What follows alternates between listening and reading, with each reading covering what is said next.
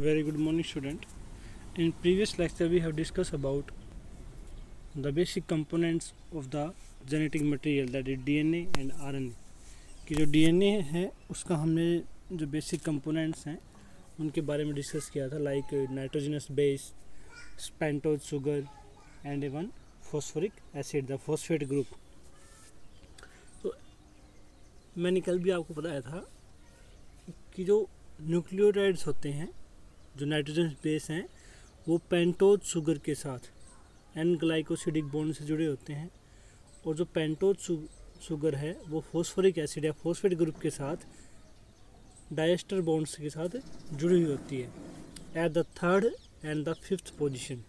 कि जो शुगर का जो फिफ्थ पोजीशन है, 1 2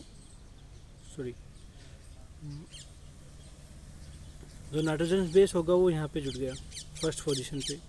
सेकंड पोजीशन रिमेनिंग, थर्ड पे जुड़ा होता है फॉस्फेट ग्रुप, फोर्थ पे carbon, and the fifth carbon है दिस वन, यहाँ पे क्या है, फॉस्फेट ग्रुप. तो यहाँ पे 3 वैकेंसी जो है वो फिलअप होती हैं, फर्स्ट, थर्ड एंड फिफ्थ. जो फर्स्ट वन है वो सभी केस में क्या है, न्यूक्लियोटाइड जुड़े हुए हैं, adenine, thymine, guanine, cytosine. And at the third position A phosphate group and A fifth position under phosphate group. अब फॉस्फेट ग्रुप का काम होता है 2 पेंटोज शुगर को बाइंड करके रखना. ठीक है, 2 पेंटोज शुगर जो है, डीऑक्सीराइबोज पेंटोज जो है, पेंटोज शुगर उसको बाइंड करके रखेगा. और पेंटोज शुगर के साथ क्या जुड़ा हुआ है, एडेनिन एंड थाइमिन. कि जो एडेनिन और थाइमिन है वो जुड़े हुए होते हैं. तो बेसिकली 2 पेंटोज शुगर किससे जुड़े हुए हैं, फॉस्फेट ग्रुप से, at the position fifth and third. देखो इस वाले में जो वैकेंसी ओपन है या अवेलेबल है वो थर्ड पोजीशन पे है, यहाँ जो वैकेंसी अवेलेबल होगी वो फिफ्थ पोजीशन पे है. तो डीएनए की जो लेंथ हो जाएगी, कि जो डायरेक्शन है वो हो जाएगी 3. इस केस में ये डायरेक्शन है 5 प्राइम टू 3 प्राइम. जब अनदर स्ट्रैंड आएगा जो कोरस्पॉन्डिंग न्यूक्लियोटाइड, जो इसका अपोजिट होना चाहिए, अपोजिट में क्या हो जाएगा, यहाँ 5 प्राइम एंड 3 प्राइम एंड. तो इस तरह से डायरेक्शन क्या होती हैं, अपोजिट्स होती हैं. और अपोजिट होने की वजह से क्या होगा कि न्यूक्लियोटाइड्स हैं वो एक दूसरे के कोरस्पॉन्डिंग होंगे. और जैसे जैसे चेंज बढ़ती जाएगी डायरेक्शन सेम यही रहेगी दोनों केस में. अब देखो यहाँ जो बाइंडिंग है उसमें एक रूल फॉलो होता है कि 1 purine always bind with another pyrimidine. कि एक प्यूरिन है, 2 प्यूरिन एक साथ नहीं आएंगे कभी भी, और ना ही 2 पायरिमिडीन. क्या रहेगा, एक प्यूरिन एक पायरिमिडीन, एक प्यूरिन एक पायरिमिडीन. देखो हम देखें ए एंड जी, ये दोनों क्या हैं, प्यूरिन्स हैं. जो एडेनिन और ग्वानोसाइन जो हैं वो क्या हैं, प्यूरिन्स हैं. सो उस केस में क्या होगा कि अगर ये दोनों देखो डबल रिंग है, जब हम फर्दर डीएनए का जो स्ट्रक्चर पढ़ेंगे तो उसमें हमें पता चलेगा कि जो लेंथ होती है डीएनए, जो विड्थ होती है डीएनए की, वो यूनिवर्सल होती है, वो फिक्स होती है. ठीक है, इट्स नियरली 20 एंगस्ट्रॉम के नियरली होती है ये. तो वो फिक्स कैसे रहती है, देखो अगर हम एक साथ 2 डबल रिंग स्ट्रक्चर लेंगे तो उस केस में क्या होगा कि ए मान लो इतना पोर्शन उन्होंने कवर कर लिया, 2 डबल रिंग स्ट्रक्चर हैं, ये ले लिया हमने प्यूरिन्स. अब हम पायरिमिडीन लेंगे तो यहाँ पे जो लेंथ है वो डिक्रीज हो जाएगी. एक बार डीएनए का स्ट्रक्चर जो है वो ज़्यादा विड्थ का होगा, फिर नैरो हो जाएगा, फिर विड्थ बढ़ जाएगी. तो उस चीज़ को प्रिवेंट करने के लिए सो बेसिकली क्या होगा, 1 प्यूरिन एंड 1 पायरिमिडीन की एक डबल रिंग स्ट्रक्चर, फिर एक सिंगल. ऐसे जब अपोजिट डायरेक्शन आएगी, प्राइम एंड चेंज होंगे तो वही सेम रहेगा. तो जो विड्थ होगी डीएनए की वो ऑलवेज एज इट इज रहेगी. तो इसके लिए क्या होता है, 1 पायरिमिडीन बाइंड विद 1 प्यूरिन। और यहाँ पे रेशो क्या होता है कि adenine purine always equal to pyrimidine, कि जितने प्यूरिन्स की अमाउंट है उतना ही पायरिमिडिन होगा। अगर हम एक 100% का रेशो लेके चलें, सपोज करके मान लो 100% वहाँ पर बेस पेयर्स हैं, तो उसमें से 50:50 ये रहेगा। सॉरी फॉर दैट, कि जो थोड़ा मिस्टेक हो गया यहाँ। जो प्यूरिन्स होते हैं वो ऑलवेज इक्वल होते हैं, ठीक है। जितने प्यूरिन्स होंगे वो इक्वल मिलेंगे, और साइटोसिन जो होंगे वो इक्वल जो प्यूरिन्स और पायरिमिडिन का जो रेशियो है इसमें, जैसे एडमिन और थाइमिन को अगर हम यहाँ देख रहे हैं, तो इनका जो रेशियो, जितने एडनिन है उतने ही थाइमिन है, जितने साइटोसिन है उतने ही ग्वानिन है। अगर हमें इनमें से किसी एक का भी दिया हुआ हो तो हम अनदर का काउंट कर सकते हैं। तो यहाँ बेस पेयर का जो रेशियो है वो इक्वल रहता है। अब यहाँ एक कंडीशन है,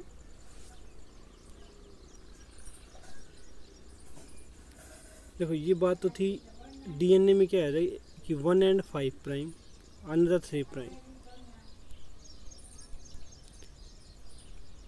ये डबल बैंड्स होते हैं। तो इसमें हमारे पास 4 न्यूक्लियोटाइड हैं, adenine, thymine, cytosine and guanine. Adenine है वो थाइमिन के साथ बाइंड करेगा, साइटोसिन है वो गुआनिन के साथ बाइंड करेगा। लेकिन ये चेन जुड़ेगी कैसे? तो क्या होता है कि जो पेंटोज शुगर होती है, the backbone of polynucleotide chain is formed due to sugar and phosphate, कि जो न्यूक्लियोटाइड्स हैं उनको शुगर और फॉस्फेट है वो बाइंड करके रखेगी। In case of RNA, every nucleotide residue has an additional OH group. देखो मैंने बताया कि पेंटोज शुगर में जो सेकंड पोजीशन होती है, जो पेंटोज शुगर थी उसमें सेकंड पोजीशन, ये हमने पेंटोज शुगर का स्ट्रक्चर स्टडी किया था। यहाँ पे ऑक्सीजन थी, ये 1 2 3 4 5 कार्बन। तो हमें पता था कि फर्स्ट कार्बन पे OH ग्रुप होता है, सेकंड वाले में ओनली H एंड H होते हैं। ये केस था डीएनए में डीऑक्सी होने के बाद। लेकिन आरएनए में अंदर क्या होगा, यहाँ पर OH ग्रुप प्रेजेंट होगा, इसलिए वो क्या होता है ribose sugar, not deoxy. Deoxy कब होगा? जब यहाँ से ऑक्सीजन को रिमूव कर देंगे तो वो बन जाएगा डीऑक्सी राइबो न्यूक्लिक एसिड यानी डीएनए। और जब यहाँ OH ग्रुप प्रेजेंट होगा सेकंड पोजीशन पे, तो it means it's RNA. RNA the uracil is found at the place of thymine. यहाँ पर क्या एक्चुअली क्या होता है, थाइमिन का ही एक अनदर केमिकल नेम है, दैट इज यूरेसिल। यूरेसिल जो है वो थाइमिन को रिप्लेस कर देगा आरएनए के अंदर। तो आरएनए के अंदर क्या हो जाएगा, adenine, uracil, cytosine, guanine. Guanine, cytosine, कुछ भी हम इनको ऐसे भी इंटरचेंज कर सकते हैं। तो बेसिकली जो अंडरस्टैंडिंग है वो क्या है कि T is replace by you, कि जो थाइमिन है वो रिप्लेस हो जाएगा यूरेसिल से। हमने ये तो जनरल कैरेक्टर हैं according to the nitrogenous base pair, but how these nitrogenous base pairs are arrange in structure, कि किस टाइप का स्ट्रक्चर है।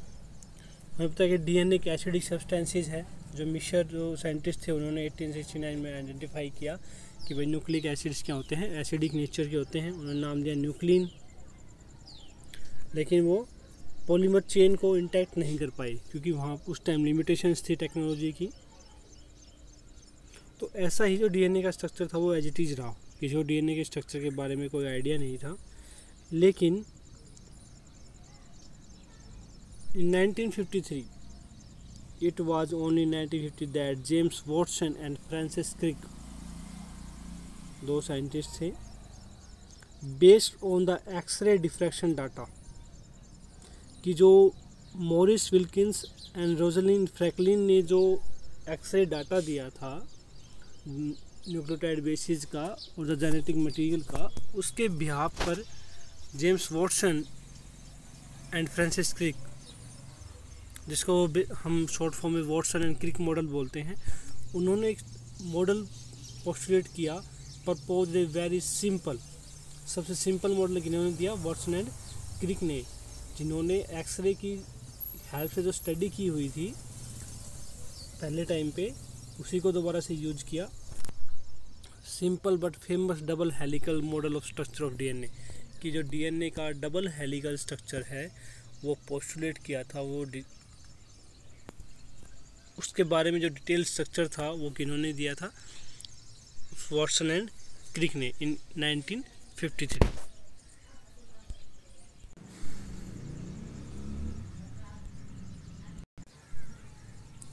द स्ट्रक्चर ऑफ डीएनए और double helical structure of DNA, कि डीएनए का जो डबल हेलिकल स्ट्रक्चर है उसकी जो इवोल्यूशन हो कैसे हुआ।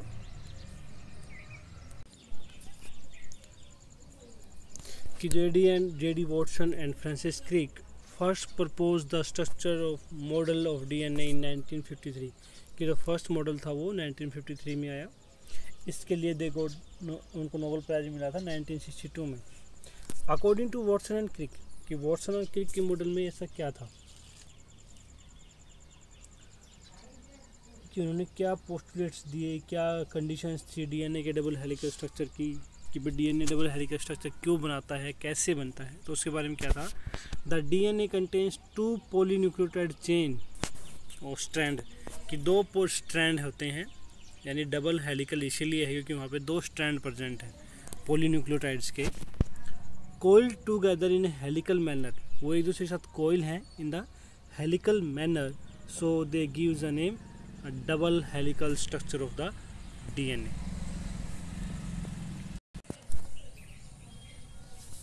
The structure of DNA is follow, कि जेडी वाटसन एंड क्रिक ने जो मॉडल दिया था डबल हेलिकल स्ट्रक्चर का, उसके पोस्टुलेट्स क्या थे, गाइडलाइंस क्या थी। First, DNA is A double stranded polynucleotide molecule, कि डीएनए क्या है, एक डबल स्ट्रैंडेड पॉलीन्यूक्लियोटाइड मॉलिक्यूल्स है। पॉलीन्यूक्लियोटाइड मीन्स मल्टीपल न्यूक्लियोटाइड जुड़े हुए हैं और 2 डिफरेंट स्ट्रैंड हैं। Sugar and phosphate forms it's backbone, कि जो न्यूक्लियोटाइड्स हैं वो फॉस्फेट और शुगर की बैकबोन की वजह से जुड़े हुए हैं, कि जो डीएनए की बैकबोन जो है वो किसकी बनी होगी, शुगर एंड फॉस्फेट की। The bases are projected inside, कि जो बेस होते हैं उनकी डायरेक्शन जो होती है वो अंदर की तरफ होती है, स्ट्रैंड जो है उनके 2 स्ट्रैंड्स के बीच में वो प्रेजेंट होंगे। 2 strands are coiled each other and arranged anti-parallelly, कि वो एंटी पैरेलल डायरेक्शन में है, जो मैंने बताया था 5 prime to 3 prime and 3 prime to 5 prime, but in parallel conditions coiled each other, और वो किस कंडीशन में उसके साथ कोइल करते हुए उन्होंने कोइल फॉर्मेशन कर रखी है, helical formation. Like if one strand has 5 to 3 third and the other has 3rd to 5th in direction, की 2 डायरेक्शन है, 1 5 प्राइम टू 3 प्राइम। वो अकॉर्डिंग है, देखो जब फॉस्फेट ग्रुप जुड़ेगा तो एक 5th कार्बन पे चांसेस हैं अनदर नाइट्रोजन बेस जुड़ने के, और एक है 3rd पोजीशन पे कार्बन पे। तो इस वजह से जो डायरेक्शन होती है वो 5 prime to 3 prime and 3 prime to 5 prime रहती है, so called anti parallelly. 2 strand of DNA have a common diameter. The most important thing जो मैं अभी बता रहा था आपको, कि 1 प्यूरिन के साथ 1 पाइमेरिन क्यों बाइंड होता है, 2 प्यूरिन एक साथ बाइंड क्यों नहीं होते, वो इसलिए है कि 1 डबल रिंग 1 सिंगल, टोटल अगर हम सपोज के 3 रिंग्स हो गई। अनदर में भी क्या होगा, 1 डबल एंड 1 सिंगल 3। अगर हम प्यूरिन्स लेंगे तो 2 + 2 4 रिंग हो जाएंगी, तो विड्थ बढ़ जाएगी। जब हम बात करेंगे पायरिमिडीन की तो वहाँ पे सिर्फ सिंगल रिंग स्ट्रक्चर है, तो वहाँ सिर्फ 2 रिंग्स हो जाएंगी। तो इस तरह क्या होगा कि डायमीटर है वो इक्वल नहीं रहेगा, यूनिक नहीं रहेगा। सो 2 strands of DNA have the common diameter 20 angstrom जो होता है वो डायमीटर यूनिक रहता है, एक कॉमन डायमीटर।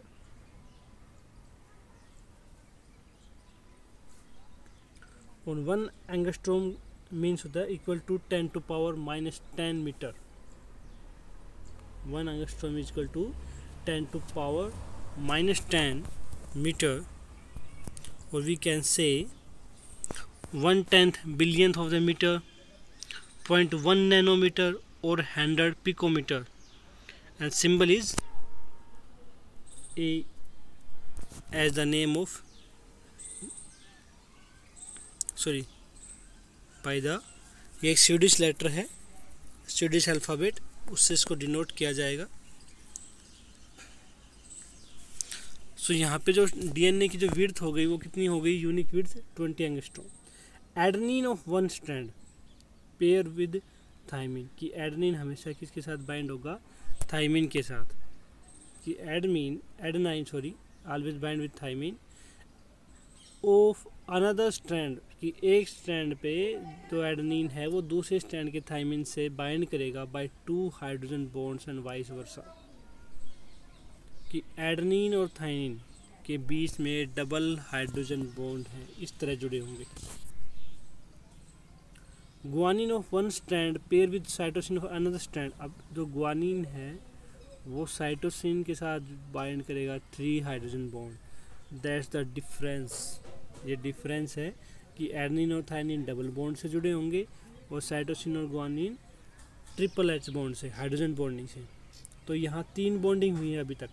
फर्स्ट है an glycosidic bond between a nitrogenous base and a pentose sugar. Second है फॉस्फेट ग्रुप जहाँ जुड़ रहा है 3 और 5th पोजीशन पे, that is phosphodiester bond, and this one is hydrogen bond. तो हाइड्रोजन बॉन्ड 2 टाइप की हैं, डबल एंड ट्रिपल। डबल होगा एडेनिन और थाइमिन के बीच में, और जो ट्रिपल है वो होगा साइटोसिन एंड ग्वानिन के बीच में। Guanine and one strand pair with cytosine of another strand by 3 hydrogen bonds और वाइस वर्सा, के अपोजिट है। ऐसा नहीं है कि हमेशा एडेनिन थाइमिन के साथ जुड़ेगा, नहीं, थाइमिन भी एडेनिन के साथ जुड़ सकता है। मीन्स वी कैन से कि हम दोनों कंडीशन लिख सकते हैं, double bond T and T double bond A, C double bond triple bond G and G triple bond C. तो ये अपोजिट फिक्स नहीं है कि भैया एडेनिन पहले आएगा, नहीं, दोनों कंडीशंस अलग अलग हो सकती हैं। कोई भी जो भी नाइट्रोजन बेस है वो पहले आ सकता है। So the next guidelines are given by the J.D. Watson and Crick because of the complementary base pairing। देखो complementary base pairing का मतलब है कि वन स्टैंड में जो बेस पेयर होंगे उनके अपोजिट ही कहाँ पे होंगे, अनदर स्टैंड पे, क्योंकि जो डायमीटर है उसको बैलेंस रखना है। अगर हम सपोज करें कि वन स्ट्रैंड ऑफ पॉलीन्यूक्लियोटाइड, मान लो ये फर्स्ट स्ट्रैंड है, फिर 5 प्राइम से शुरू हो रहा है, adenine guanine cytosine thymine thymine thymine adenine, तो ये एक स्ट्रैंड है 5 प्राइम टू 3 प्राइम। तो जो नेक्स्ट स्ट्रैंड होगा वो इसका कॉम्प्लीमेंट्री मिलेगा, कि थाइमिन जहाँ पर है उसकी जगह उसका जो कॉम्प्लीमेंट्री न्यूक्लियोटाइड है दैट इज एडेनिन की जगह थाइमिन आ जाएगा, ग्वानिन की जगह साइटोसिन। तो इस तरह क्या होगा, सभी एक दूसरे के कॉम्प्लीमेंट्री मिलेंगे। उस कॉम्प्लीमेंट्री होने की वजह से क्या होगा कि जो फर्स्ट ग्रुप में जो न्यूक्लियोटाइड्स हैं उनके अपोजिट, यानी जो एडेनिन के साथ अगर थाइमिन बाइंड करता है तो जहाँ पे ए है नेक्स्ट स्टैंड पे वहाँ टी आ जाएगा। The complementary strand twisted each other, जो तो कॉम्प्लीमेंट्री स्टैंड जो हैं वो एक दूसरे के साथ ट्विस्टेड है, कोइल्ड है at the distance of 34 angstrom, की जो कोइलिंग है, वन कोइलिंग, उसका जो उसकी जो लेंथ है दैट इज 34 एंगस्ट्रॉम। और बेसिकली जनरली क्या होता है कि एक ट्विस्ट के अंदर देखो ऐसे वो डीएनए स्ट्रैंड है वो इस तरह एंटी पैरेलल डायरेक्शन होती हैं। तो जो 360 डिग्री का जो वन ट्विस्टेड जो है, ये इस तरह की ट्विस्ट जो है उसको कंप्लीट करने में जो डिस्टेंस आएगा दैट इज 34, और एक ट्विस्ट में बेस पेयर होते हैं 10 बेस पेयर हो गए। तो अब देखो अगर हम डिस्टेंस निकालेंगे बिटवीन 2 बेस पेयर, अगर हम देखें कि एक बेस पेयर दूसरे बेस पेयर से कितना दूर है तो क्या हो जाएगा, 10th का डिस्टेंस है 34, एक का निकालेंगे तो क्या हो जाएगा 34 डिवाइड बाई 10, यह आ जाएगा 3.4 एंगस्ट्रॉम, कि the distance between 2 base pairs are 3.4 angstrom, कि टोटल 34 है और एक ट्विस्ट में 10 बेस पेयर्स होते हैं। तो उसके अकॉर्डिंग क्या हो जाएगा, 2 बेस पेयर का बीच का distance 3.4 angstrom. These are the diagrammatic presentation of the DNA structure. They are the two strand, first strand and second. देखो ये दोनों एंटी पैरेलल हैं, ये 5 to 3 प्राइम, ये 5 to 3 प्राइम, लेकिन डायरेक्शन दोनों की क्या है, अपोजिट डायरेक्शंस में है।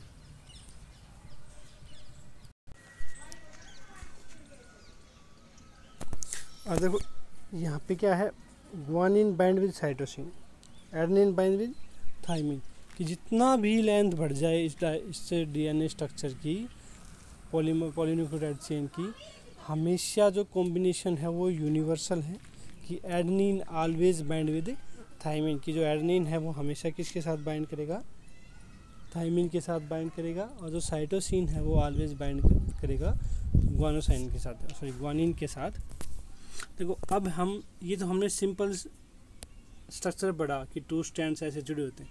एक्चुअल क्या है, डबल हेलिकल, कि जो हेलिकल फॉर्म है, this is the helical forms, कि दोनों स्ट्रैंड जो हैं, ये दोनों स्ट्रैंड एक दूसरे के पैरेलल चलते हैं, और पैरेलल चलने की वजह से क्या होगा, दोनों के बीच में डिस्टेंस हमेशा इक्वल है। तो डिस्टेंस हम ऑलरेडी स्टडी कर चुके हैं, that is equal to 20 angstrom, कि 20 एंगस्ट्रॉम है। ये जो स्ट्रैंड है वो किसका बना हुआ है, सुगर फॉस्फेट बैकबोन की वजह से। अब देखो यहाँ दो जो ट्विस्ट करेगी, कोयलिंग होगी, तो वहाँ ग्रूव्स बनते हैं। दिस वन की जो दिस वन, ये लार्ज ग्रूव्स हैं, एंड दिस वन ये स्मॉलर ग्रूव्स हैं, कि जो ग्रूव्स बनेंगी वो दो बनेंगी, one large and one small, and the distance between one twisted, कि जो वन ट्विस्ट, देखो यहाँ से ये स्टार्ट होगा, ऐसे आ जाएगा। अगर इसको हम अनबाइंड करेंगे तो ये एक 360 डिग्री एक सर्कुलर स्ट्रक्चर आ जाएगा। तो एक ट्विस्ट जो कंप्लीट है, कॉइलिंग जो है वो कंप्लीट होने में कितना डिस्टेंस कवर करती है, 3.4 नैनोमीटर, या वी कैन से 34 एंगस्ट्रॉम, क्योंकि देखो 0.1 नैनोमीटर 0.01 होता है, तो जब मल्टीप्लाई करेंगे उसको कन्वर्ट करेंगे तो हो जाएगा 3.4 नैनोमीटर, यानी 34 एंगस्ट्रॉम। और दो बेस पेयर की जो चेन है, चेन में जो दो बेस पेयर्स हैं उनके बीच का डिस्टेंस क्या हो जाएगा, 30.4 एंगस्ट्रॉम। तो this is the DNA double helical structure. देखो इस तरह से जुड़े होते हैं 5 प्राइम, फिर कॉइलिंग ये ट्विस्टेड है, कि जो 5 प्राइम टू 3 प्राइम है उसकी डायरेक्शन ये है ट्विस्ट होने की, अंडरस्टैंड की ये है, तो अपोजिट डायरेक्शन भी हो गई। और इस तरह से ये जो है, देखो ये वाला पोर्शन आपको दिख रहा है, यहाँ पे साइटोसिन और थाइमिन का साइज इक्वल है, और सी और ए का साइज इक्वल है, क्योंकि ये दोनों जो हैं प्यूरिन्स हैं और ये पायरिमिडिन्स, ये दोनों इस तरह से बाइंड है कि हमेशा जो डिस्टेंस है वो इक्वल रहे, दैट इज 20 एंगस्ट्रॉम। की जो डायमीटर है रोटेशन का, जो डबल हेलिकल स्ट्रक्चर का, वो हमेशा क्या रहे, 20 एंगस्ट्रॉम फिक्स। ये इस तरह का ये 3D स्ट्रक्चर है। Phosphate group, carbon in sugar phosphate backbone, hydrogen bonds के जुड़े हुए होते हैं, ये oxygen molecules. This is major group, this is minor group, और बीच में जो आपको दिख रहे हैं ये वाले, ये सारे क्या है, basis. So this is all about the structure of the double helical structure. In next lecture we will discuss about some rules, कि how the base pairs are joined, how the percentage of the base pairs are counted, कि कितने हैं, how to calculate the length of the DNA, and how the calculate how many base pairs are there into a given DNA data, की DNA की length दी हुई है, उसमें से कितने बेस पेयर हमें काउंट करने हैं, इतने डिस्टेंस में कितने बेस पेयर आएंगे। जैसे मान के चलो हमारे पास 34 एंगस्ट्रॉम दिया हुआ है, तो उसमें कितने बेस पेयर आएंगे, हमें पता है कि 34 एंगस्ट्रॉम के अंदर 10 बेस पेयर आते हैं। तो अगर हमसे पूछा जाए कि भाई 20 बेस पेयर हैं तो डीएनए की लेंथ क्या होगी, लेंथ क्या हो जाएगी 3.4 मल्टीप्लाई बाई 2, तो वो नियरली 6.8 एंगस्ट्रॉम हो जाएगी। तो इस तरह से कुछ कैलकुलेट करने के कुछ रूल्स हैं, वो हम नेक्स्ट लेक्चर में डिस्कस करेंगे।